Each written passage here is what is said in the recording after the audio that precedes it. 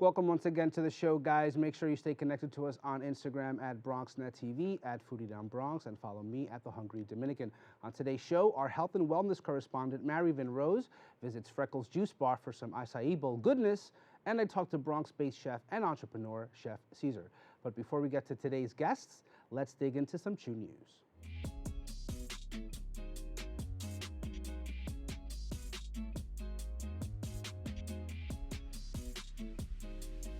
Chef Pear Tree, who we had the pleasure of having on the show last week, continues to fight alongside tenants at the building where her Bronx business, MP Fish and Fry Soul Food, was forcefully shut down.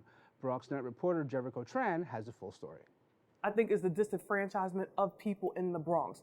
I think that when we live in the Bronx, we're looked at as less than. The problem for Millie Pear Tree began on Friday, November 22nd, when her fish fry and soul food restaurant on Grand Concourse closed indefinitely after Con Edison shut off the gas for the building. They said a dryer was hooked up to in the boiler room, and it subsequently, there was a gas leak, and there were multiple gas leaks in the building as well. Mm-hmm. So, but the main issue, the level 1 gas that got the building shut off, was due to the theft of service in the building.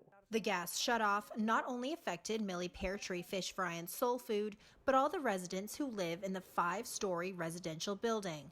Tenants learned the news about their predicament through a sign taped in their hallway just days before Thanksgiving. This was the only communication that they gave to you guys. You That's didn't it. do anything else. No more. That's it. No call. Only send no call. It's only send the bill for the rent, and you pay complete the rent, and you don't have an answer.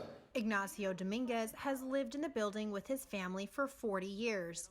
He called the building's management firm, Stellar Management, on multiple occasions to try and resolve the problem. You call and they don't answer the phone and explain, and they don't know when is back the gas, and the management, Stellar Management in William Street, they don't answer the phone. You sometimes answer the phone, pass to the other person, and hang up.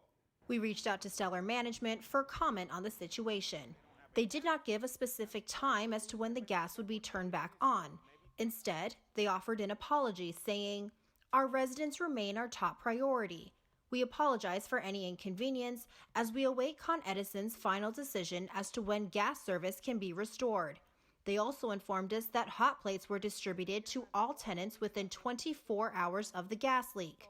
For tenants like Marina Singa, who has 3 children, a newborn, a 3-year-old, and a 6-year-old, these electronic hot plates do not help the situation. Something that takes me 20 minutes to cook, on these plates that they gave us, it takes me an hour or longer to make this food. So I don't have time. I'm a full-time mom and a full-time worker. Stellar Management also stated that there was no unauthorized gas piping or service on site. According to a report released this year by the New York City Department of Buildings, over the last 22 years, there have been a total of 18 complaints, which include gas work without a permit and illegal use of compressed gas in 2005, renovating store without a permit in 2017, and most recently, theft of service due to a riser valve left off and locked. I just want them to put themselves in the position of how would you feel if this happened to you? How would you feel if this happened to a loved one? How would you feel if this was your grandmother living in this building? Because a lot of the elderly people live alone. It is now the middle of January, and tenants at 2558 Grand Concourse continue to live without gas or rent reduction. Millie plans to partner with her local officials in order to raise awareness for her building and restore the gas for the tenants as well as her restaurant. Reporting for BronxNet, Jericho Tran. In national news, the coronavirus outbreak, which began in a seafood and poultry market in the Chinese city of Wuhan, now has 5 confirmed cases here in the United States. The 5 affected include a man in his 30s in Washington State, a Chicago woman in her 60s, a man in his 50s in California, a patient in Los Angeles County, and a 5th in Arizona. All had recently traveled to Wuhan. According to the CDC, these specific cases do not mean that the coronavirus is spreading in the U.S., although New York City Health Commissioner Dr. Osiris Barbit said, quote, "It's inevitable what we will have someone here in the U.S. positive with the coronavirus. The commissioner recommends that New Yorkers go about their daily lives, but practice everyday precaution." Those who traveled to China in the past 2 weeks and have symptoms such as fever, cough, or trouble breathing should seek immediate care, avoid contact with others, avoid travel, and practice good hygiene, such as washing your hands. The virus can be spread from person to person through coughing or sneezing.